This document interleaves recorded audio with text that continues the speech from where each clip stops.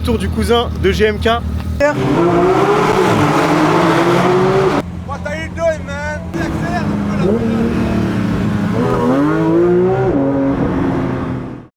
Yo, welcome guys. Aujourd'hui, petite balade en GT3 RS. Donc, regardez-moi cette auto qui est juste magnifique. Regardez-moi cet aileron qui est juste massif de fou. Regardez-moi cette ligne de malade mental qu'on a ici. Donc là, j'ai rendez-vous avec mes amis entrepreneurs. Donc ce que je vous propose aujourd'hui, c'est de vous emmener avec moi en full POV dans cette magnifique GT3 RS. Ah, c'est assez bas, hein. Je ne vais pas vous mentir. Donc on va attacher sa ceinture, bien évidemment. Et pour démarrer, ça se passe juste ici. Ah, on va tout de suite mettre, bien évidemment, le mode sport. Voilà, continue as a guest. Et on va mettre le Apple CarPlay, les amis. Bon, bah je crois qu'on est prêt à partir. Je vais boire un petit peu d'eau.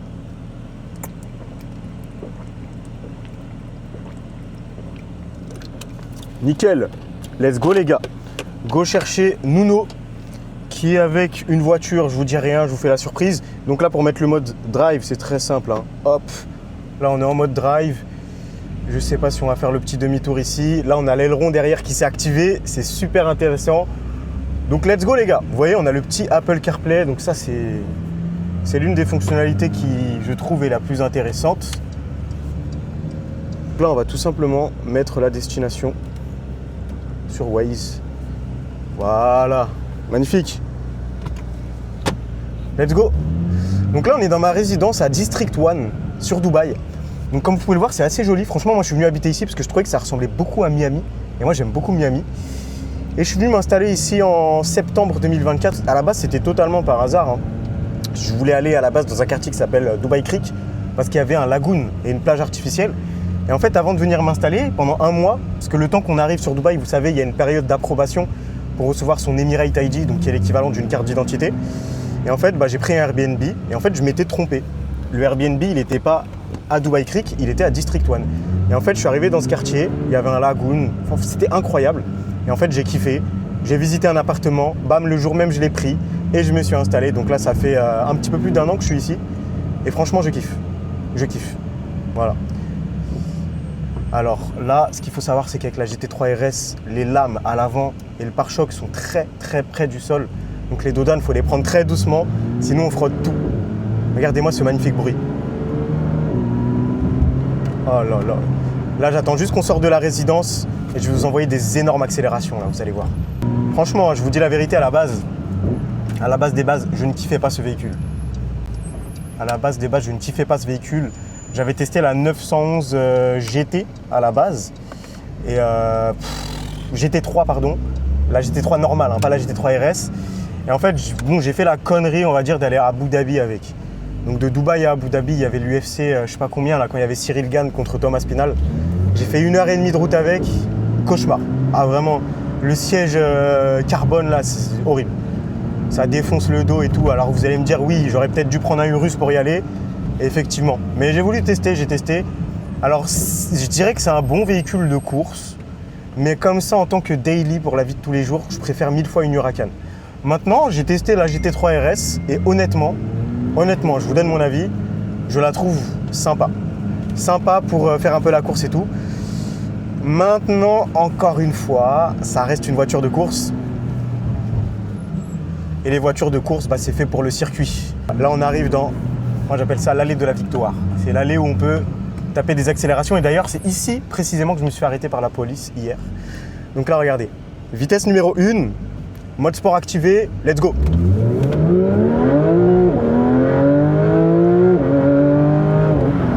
Oh là là, regardez.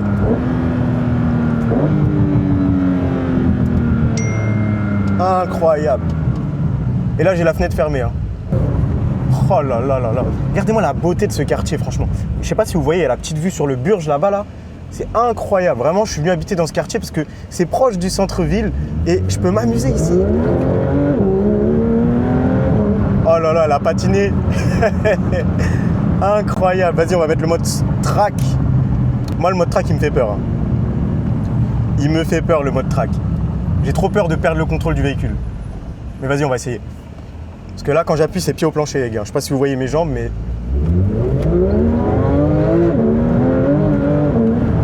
Oh là là, putain. Je kiffe, les gars, je vous le dis, hein. Mais je vous souhaite à tous de vivre ce que je vis actuellement. Vous avez votre petite voiture de rêve que vous kiffez. Bon, c'est pas ma voiture de rêve, la GT3 RS, mais je sais que c'est la voiture de rêve de beaucoup d'entre vous. Moi, perso, la première voiture que j'aimerais acheter, c'est une Huracan Technica. Et franchement, la Technica, je l'ai louée plein de fois, je la loue tout le temps, c'est incroyable. Attendez, regardez-moi ça.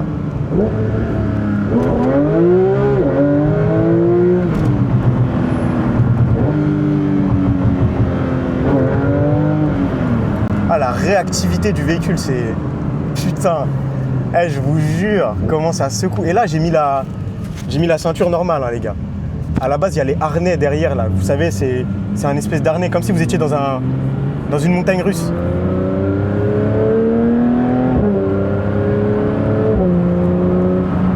Faut faire gaffe, par contre, à Dubaï. Je sais pas si vous voyez sur le Waze, là. Mais en gros, on a des radars partout. Là, il y a un radar juste là. Donc, on va faire Bélec. Et là, je sais pas si vous voyez, les amis, le Burj Khalifa juste ici. Bon, je pense que là, vu que je filme de très très proche avec un grand angle, vous allez peut-être pas le voir. Mais les gars, je vous jure, qu'est-ce que j'aime Dubaï. Et je vais être honnête avec vous. Hein. Je vais être honnête. Quand je suis arrivé à Dubaï, la première année, j'ai pas kiffé. J'ai pas kiffé. Vous savez pourquoi?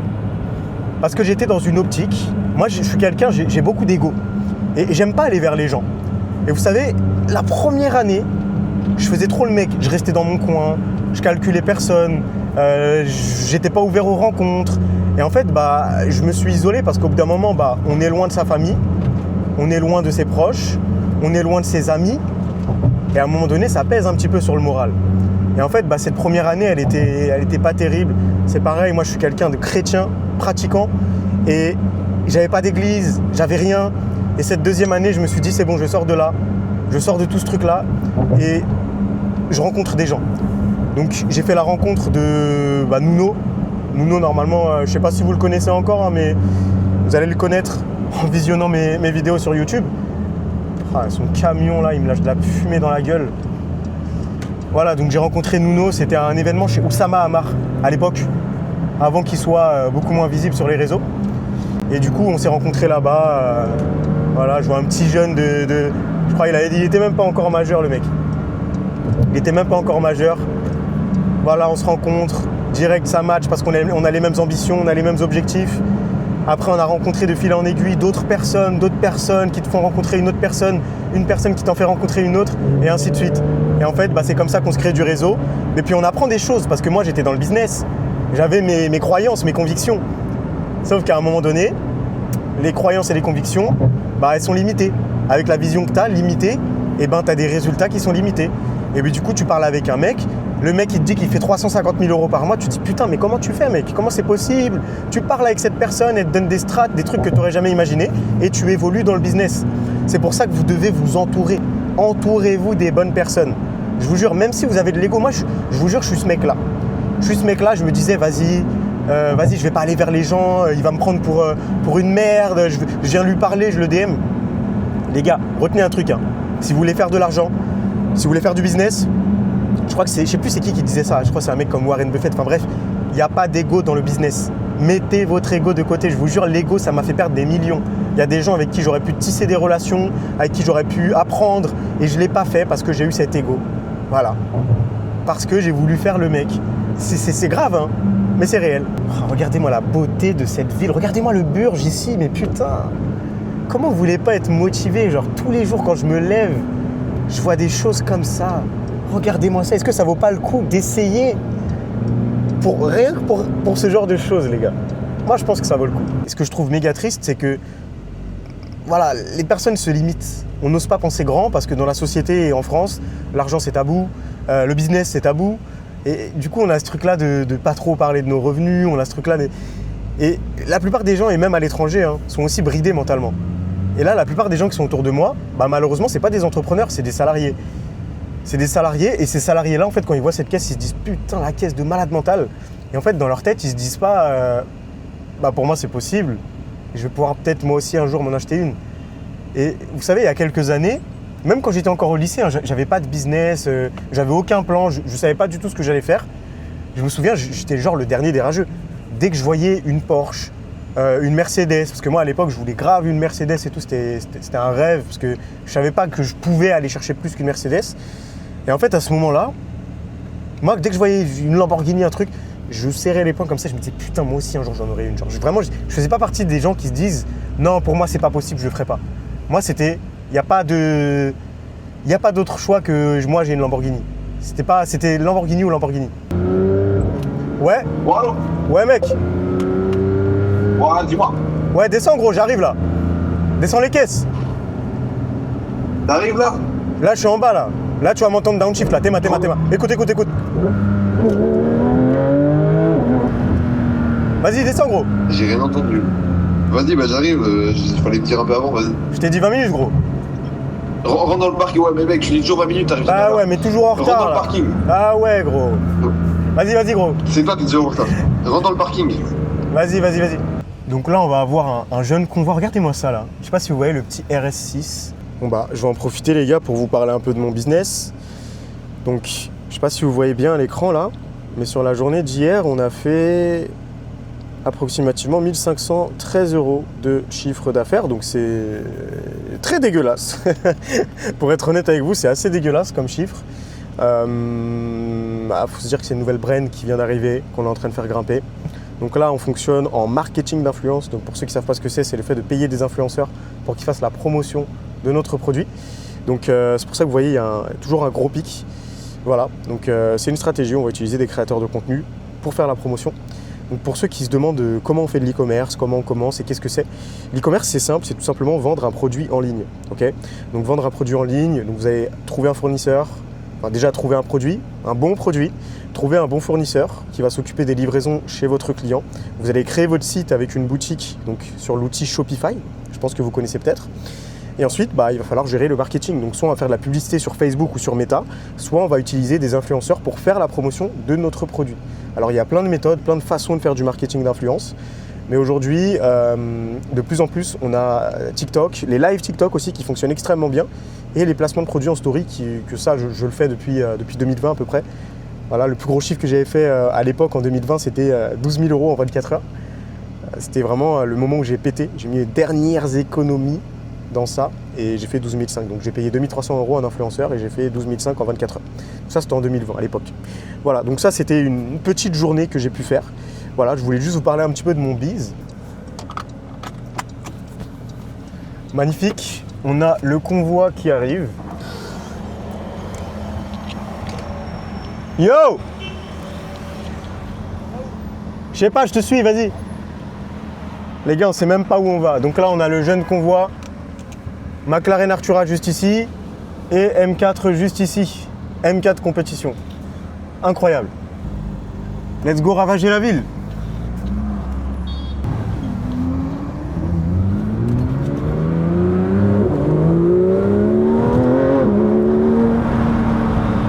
On va essayer de rouler doucement parce qu'hier on s'est fait arrêter.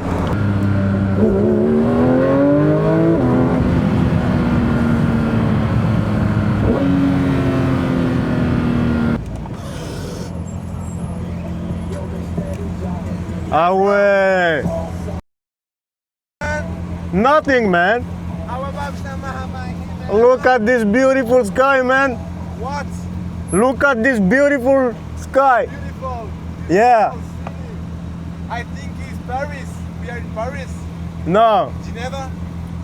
no. Where we are? Dubai. Dubai? Yeah. Oh, Alors la petite Artura là. elle est magnifique ça. Théma, je te démarre là.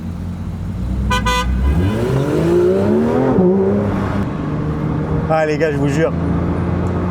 C'est tellement bien. Regardez-moi ce mood, il y a du soleil, il fait beau. Regardez. T'es avec ton pote. Accélère un peu là.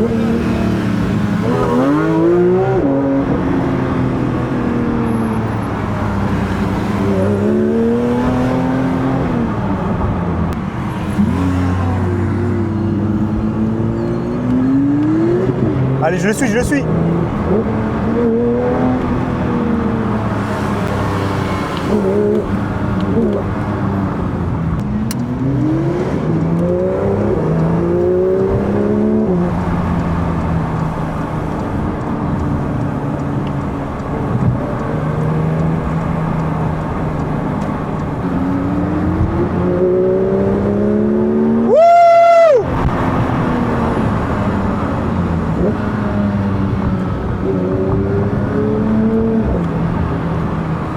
Quelle vie, les amis. Quelle vie. Quelle vie. Aujourd'hui, je me suis dit, vous savez quoi? J'ai pas très envie de travailler. Alors, je vais pas travailler. Et du coup, on s'est fait un petit convoi. Petit convoi. Je me suis pas posé la question, est-ce que je peux? Je me suis dit, je fais. Et ça, c'est incroyable, les amis.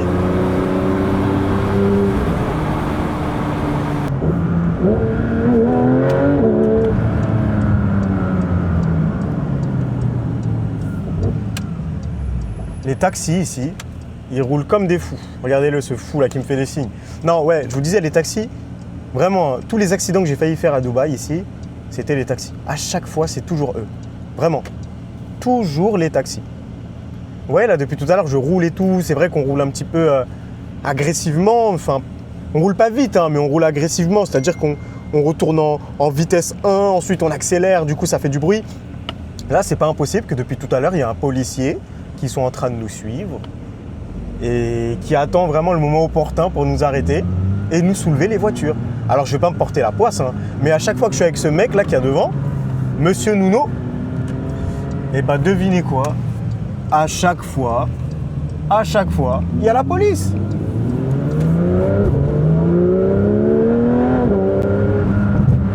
Donc là, j'espère que je suis pas suivi. Parce qu'à chaque fois, ils nous suivent. Ils sont très malins, les policiers ici.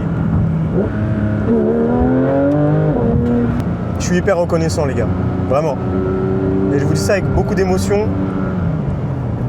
Parce que je pense très souvent à l'ancien moi qui était caissier, qui était livreur, qui était déprimé, qui ne savait pas vraiment ce qu'il allait devenir. Et en fait, bah, là, ce que je vis actuellement, la vie que j'ai, je l'ai toujours rêvé, imaginé. Vous savez, il y a un exercice qui s'appelle la visualisation. Et la visualisation, en fait, c'est s'imaginer sa vie. En fait, on ferme les yeux et de façon consciente, on va venir s'imaginer la vie qu'on aurait voulu avoir. Et en fait, bah, moi, l'un de mes rêves, c'était vraiment de m'expatrier à Dubaï. Et voilà, de rouler dans des supercars. Parce que moi, à l'époque, je voyais plein de gens qui le faisaient. Des gens sur Instagram, ils mettaient des stories, je voyais des voitures, je voyais des maisons, je voyais plein de choses. Et en fait, moi, je rêvais. Et je rageais un peu, hein, je vais pas vous mentir, je rageais un petit peu.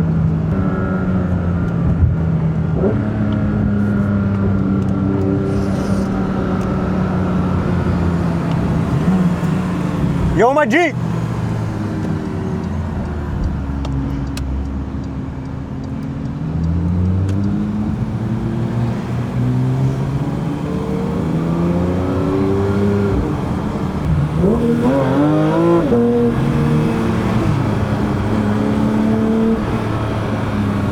À chaque fois que je fais ce genre de convoi, j'ai vraiment cette drôle d'impression d'être dans un serveur GTA Online, vraiment. Genre, là, j'ai l'impression que c'est mon pote dans le serveur avec qui je joue. Downshift. Downshift. Papa.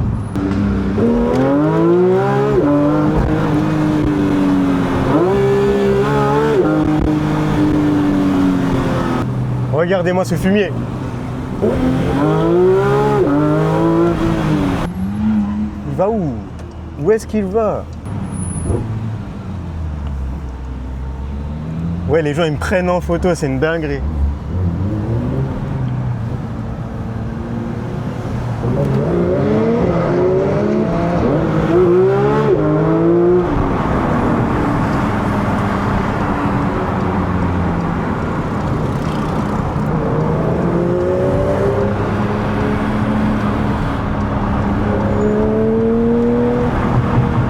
Les gars, tunnel. Tunnel, les frères. Tunnel. Ça, c'est mon exercice préféré. Downshift. Troisième. Deuxième. Première.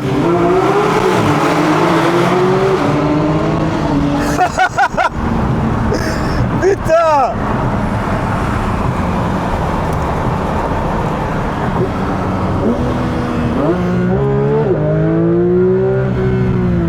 Ah les gars, je vous jure, c'est incroyable, je kiffe. Eh, je suis comme un gosse les gars. Je suis comme un putain de gosse.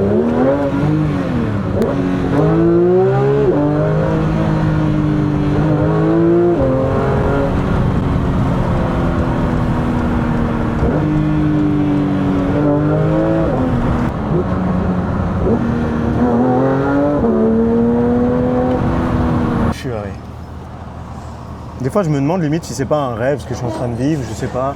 Est-ce que tout ça c'est réel? Est-ce que c'est pas réel? Je sais pas. Des fois, je me pose des questions. C'est tellement beau que je me pose cette question, les gars, je vous jure, ça m'arrive. Des fois, on a tellement cette sensation vraiment de plaisir intense. On se pose la question, est-ce que vraiment c'est réel? Est-ce qu'on n'est pas en train de vivre un rêve? Est-ce que c'est... Je suis en train de boire de l'eau chaude actuellement, mais c'est pas grave. Tu vas aller où, gros? Ah, une pompe? Non, tu vas par là, il y a grave du trafic. Essaye de sortir du trafic, tu te mets dans le trafic. Ça fait partie de Dubaï. Ah, c'est vrai, vas-y. Tu m'as dit, suis-moi, suis-moi. Mets une pompe alors. Faut que je m'arrête. Vas-y, je te suis. Et on va rôder, suis-moi.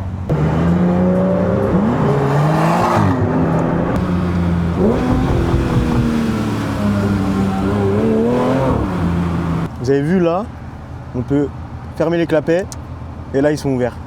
Et là du coup, elle est bordélique. Ah, la petite M4.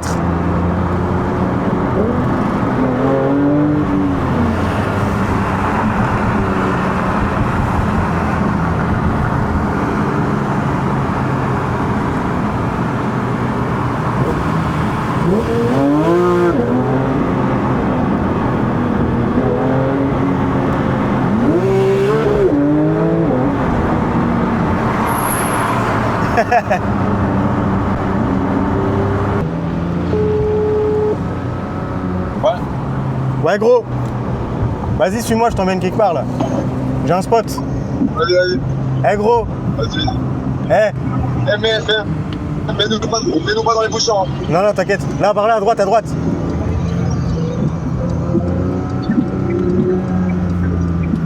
Mec, pour cette vidéo, Vas-y, c'est... mon audience a aimé les conseils que tu as donnés. Donne-nous un nouveau conseil pour un jeune qui se lance et qui sait pas quoi faire de sa vie. Qui est perdu, comme toi il y a 3 ans. Ah, tu m'en demandes des conseils, gros. Bah, Réfléchir, gros. Attends. tu fais 100 000 € par mois à 20 ans. Forcément, on te demande des conseils. Je vais demander un conseil différent que j'ai jamais donné. Alors, très honnêtement, moi, la chose vraiment qui m'a permis de faire autant. Ça a coupé gros. Alors, écoute, le conseil que je te donnerais, et que je donnerais aussi à ta communauté, c'est de s'écouter soi-même. Parce que tu sais, j'ai mon père qui est entrepreneur et je suis censé l'écouter. N'importe qui l'aurait écouté. Mais au final, j'ai bien fait de pas l'écouter. J'ai aussi bien fait de pas écouter ma mère parce qu'elle a jamais rien entrepris, parce qu'elle a jamais fait 100 000 € par mois. J'aurais pu écouter aussi ma prof. J'aurais pu écouter en fait des amis à moi. J'aurais pu écouter des gens autour de moi et au final, heureusement que je l'ai pas fait parce qu'à chaque fois que je les écoutais, ça se passait pas comme prévu. Les choses ne se passaient pas bien. Et le fait que j'ai fait quelque chose de totalement différent de ce qu'on m'a dit de faire à la base, ça m'a permis d'avoir des résultats totalement différents de ce que les gens ont de base. Et au final, j'ai envie de te dire que si tu veux avoir des résultats différents, si tu veux avoir des résultats que personne n'a, tu dois faire des choses que personne ne fait en fait. Tu peux pas te dire oui mais lui il m'a dit de faire ça, il a réussi dans son business donc je dois l'écouter. Alors oui effectivement peut-être il faut écouter quelque chose, il a peut-être raison sur certains points, mais faut pas écouter les gens de A à Z. Faut faire ce que tu veux faire, faut s'écouter soi-même parce qu'on est les seuls en fait qui voulons, qui savons ce que nous voulons faire tu vois. Exactement.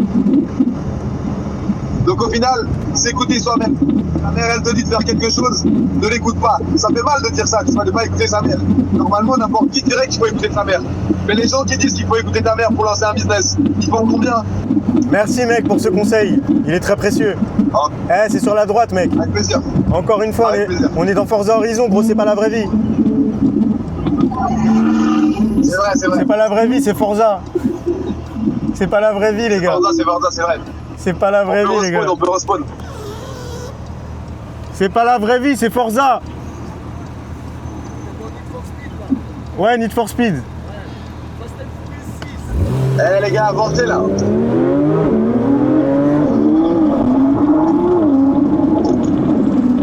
C'est tellement beau. Faut pas qu'on accélère trop en ville, gros. Moi j'accélère pas là. Hein. Carrément, je suis même pas en mode sport. Je suis en mode normal. Faut t'accélérer là, gros. Ouais, mais de spi. Mais t'as le droit.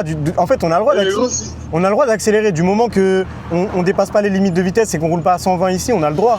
C'est juste là, en downshift, on se met en première et ça fait du bruit. Là, il fait pas nuit, donc on a le droit de faire du bruit. Ah, mais les keufs, ils nous ont arrêtés pour ça, non? Non, ils nous ont arrêtés parce que, mec, ce que t'as fait dans la résidence, gros, tu t'as tapé du 100 km/h alors que c'est limité à 40, gros. Mais toi aussi, t'as fait ça hier, t'as fait 120. 103. Tu te rappelles, t'as fait 103. Ouais, mais c'était pas dans la résidence, c'était à l'extérieur, sur la ligne droite. C'était limité à 40. Ouais, mais vas-y, qui va à 40 dans cette allée, frère? Voilà. En vrai, dans la résidence, c'est dangereux. Genre, tu sais, comme je t'ai dit, un petit traverse, gros, sa vie, elle est finie, ta vie, elle est finie, gros. Tu sais pas, il y a des gens, ils sont grave cons, tu sais, ils sont imprévisibles, ils traversent, ils regardent pas, bam, renversé par une McLaren, tu repayes la voiture, tu vas en prison et en plus, lui, il est mort, tu vois. Ouais, clairement. Là, on va dans un beau spot, là. T'as raison. C'est quoi le spot? Suis-moi, gros. Tu vas kiffer, gros. Je dois ping sur la carte. T'as pas besoin, gros, t'as juste à me suivre. Mets-nous un petit coup de gaz, là. Eh, tu blagues, mais elle a des pop and bang, hein. Non. Elle fait pas de pop, Je là. t'assure. Là. Je t'assure qu'elle fait. Je t'assure qu'elle fait. Je Là. t'assure qu'elle fait.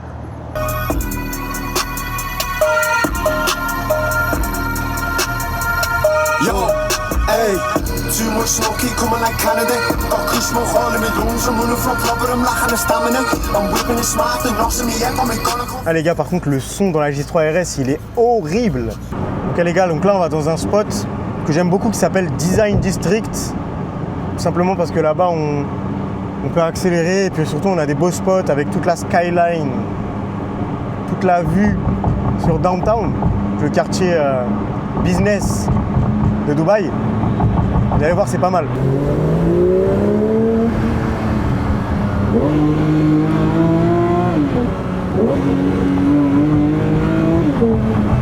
Regardez-moi la beauté de ce quartier, les gars. C'est incroyable. Regardez-moi la beauté de ce quartier, les gars, franchement.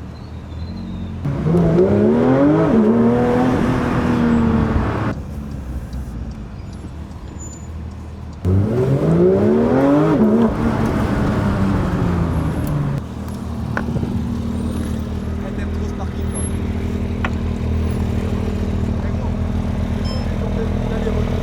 Mets-toi dans ce sens-là.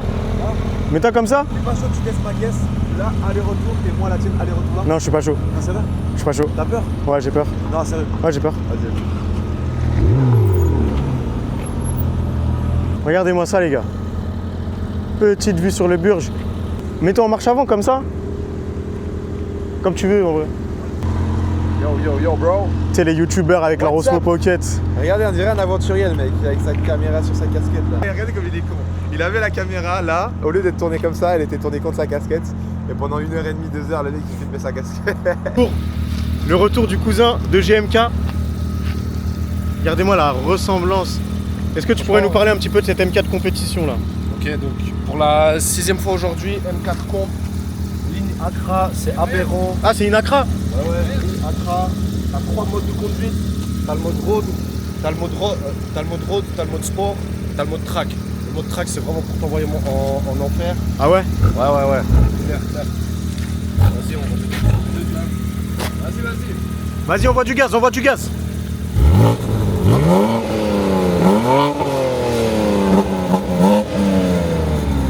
Ah ouais. Aberrant. Eh franchement, l'intérieur il est sympa. Hein. Il est très très sympa l'intérieur. Hein. Putain. Eh, Brian. Lequel? Faut qu'on se donne des nicknames. Ça c'est Brian RGT, moi c'est Brian GMK. Si jamais. Le cousin de GMK, en chair et en Viens, os. je t'envoie en stratosphère avec ma McLaren là, maintenant. Là. Puis on laisse la BM ici. Ouais, vite fait. Je suis chaud. Vas-y. 30 secondes de tour, je vais lui montrer. Vas-y. Ok, on va faire, on va envoyer en stratosphère notre jeune Pro BM là, ok? GMK, parle-nous un petit peu de cette McLaren Artura là. Qu'est-ce que tu peux nous dire sur cette McLaren Artura là? Je peux te dire que comme un délit, c'est vraiment stylé. Tu vois. Pour le quotidien, elle est confortable de fou. Ouais. Ah ouais? Ouais, Vraiment? vraiment, premier degré. Elle est super cool. Regardez-moi ce petit... Ouais, c'est pas mal. Mais il manque quelque chose. Franchement, dites-moi dans les commentaires, mais pour moi, il manque quelque chose sur cette voiture. Je sais pas, un aileron ou un truc. Elle est trop simple. Il faudrait une version un peu plus musclée. C'est un GMK, il sait même pas comment on ouvre des portes papillons. Viens. Je vais t'envoyer là.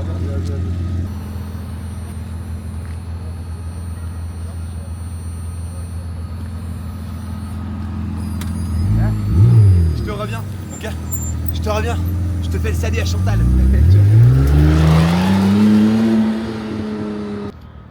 Les gars, vraiment, je vous souhaite à toutes et à tous, de vivre ce que je vis actuellement.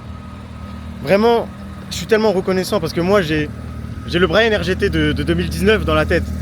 Le Brian RGT qui faisait pas d'argent, le Brian RGT qui était livreur, le Brian RGT qui était caissier. Et en fait, je vous jure que là, me retrouver dans cet environnement, regardez-moi la vue derrière, me retrouver dans cet environnement-là, pouvoir vivre ce que je vis actuellement, je vous jure que ça n'a pas de prix. Ça n'a pas de prix, les gars. Travaillez dur, foncez, n'écoutez personne, croyez en vous. Passez à l'action aussi, c'est important parce que croire sans rien faire, ça fonctionne pas. Et je vous jure qu'il se passera quelque chose dans vos vies. Je vous dis pas que vous allez devenir multimillionnaire, mais ce que je peux vous promettre, c'est qu'il se passera quelque chose dans vos vies. Je peux vous le garantir.